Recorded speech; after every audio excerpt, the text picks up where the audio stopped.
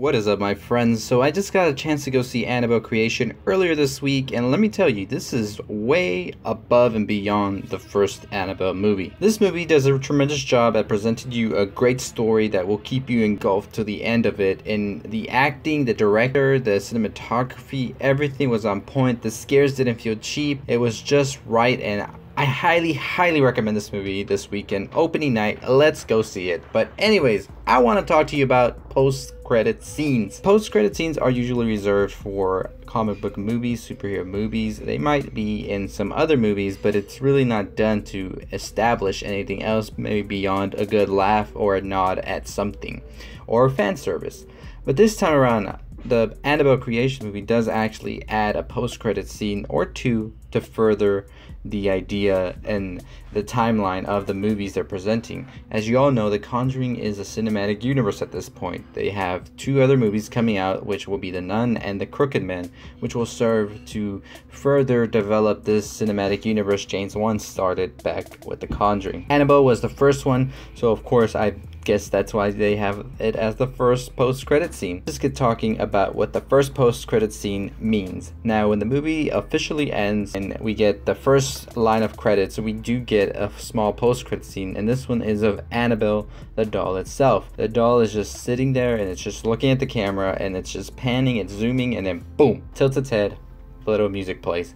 I don't know, this could just be a nod at the movie, or it could be just a little fun that we're having to scare the audiences, but I think it means that we're getting at least one more Anabelle movie, which I think could really be about the students we saw in the first Conjuring universe, because that would be pretty awesome to see it wrap all the way back to that. We already got the creation, we got the middle part, let's get it back to present times.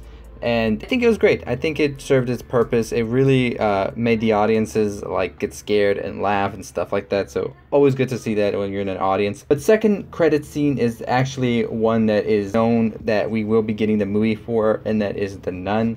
Now, The Nun was really hinted at in this movie as well. With The Nun in the movie, that was with the orphanage, she was actually talking about how when she used to live back in Romania and stuff like that, and she was at the other church with the other nuns, and showing the doll maker the picture, he noticed something right away, which a lot of the audience noticed as well.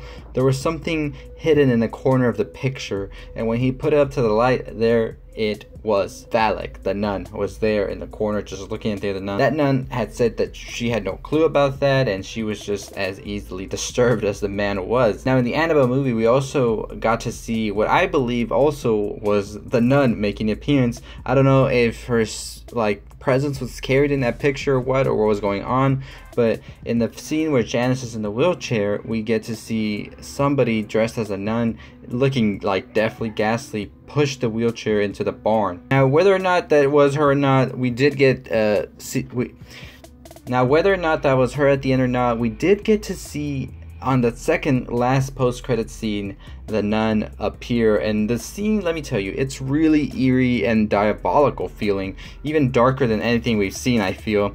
So we really get a presence of how this movie's gonna be, and all you see is the nun walking down this like dimly lit corridor, and it's just like her presence is there. You can vaguely see her, but she's covered in shadows, and then it just says it's set in Romania 1950, and boom, it ends. So of course, this is for the upcoming Nun movie that is coming out in 2018, and holy crap, it looks amazing.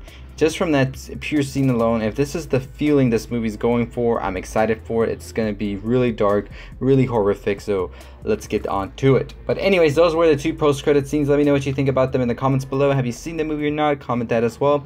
What do you think about post-credit scenes for horror movies? Is it something that's being overdone? You just like post-credit scenes in comic book movies, or are you done with them? I'm okay with them. I know a lot of people are done with them, but as long as they keep coming, I'll keep watching. Anyways, let me know what you think. Make sure you subscribe if you haven't already. I'll be doing an analysis review on Anabelle. I'll do a short review as well, and I'll also be talking about a specific topic that Anabelle has arisen. So make sure you tune into that by subscribing below. Make sure you hit that like button if you haven't already. Make sure you follow me on Anchor for more news on all the movies you love. As always, that's going to do it for me. I'll see you all next time. Stay positive, my friends.